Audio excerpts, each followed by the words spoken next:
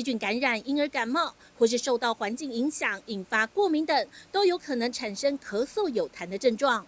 过敏大部分是不会有那个黄痰的，大概有白痰的，或者是有鼻涕啦，或是有那个打喷嚏啦，或是呼吸困难，那个都是可能是过敏。那感冒引起的这个痰，大部分如果有病毒，当然是痰是会有颜色比较浊。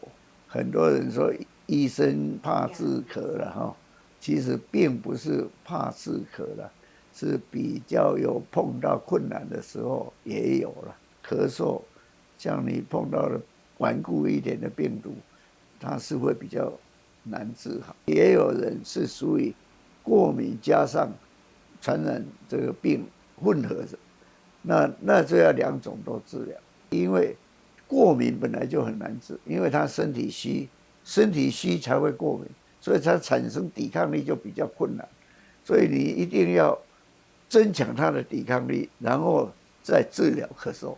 所以这个有过敏加上咳嗽的这种传染病的两种混合，这个才比较难治的。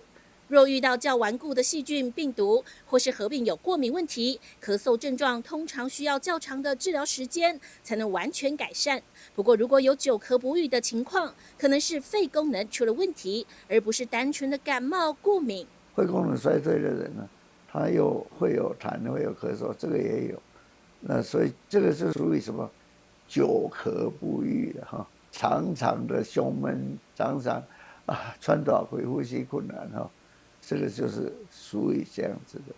那肺功能不好有一个特殊的现象哈，他走路就比较会气喘，上气接不到下气的，或者是就是他的肺活量啊、肺功能哈，那吹气也比较没有力气了。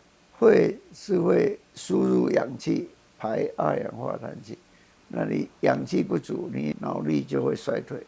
反正这个很多病人很久也找不到医生，找不到药。因此，李生普中医师与其研究团队针对肺功能衰退、久咳不愈的问题，研发出相关药物，帮助民众改善咳嗽、胸闷等症状。比方说你有肺气肿啊、呼吸困难啊、中气不顺啊，或者是你的肺机能衰退哈，这个是有帮助。你心肺功能都有帮助。你如果胸闷啊这些，或者是你晚上有呼吸中止症啊，或者晚上睡觉会打哼啊哈，这个都会有帮助。这个是对肺活量、肺功能有帮助的药。除了治疗以外，医师提醒也要注意饮食、运动、环境、空气污染等。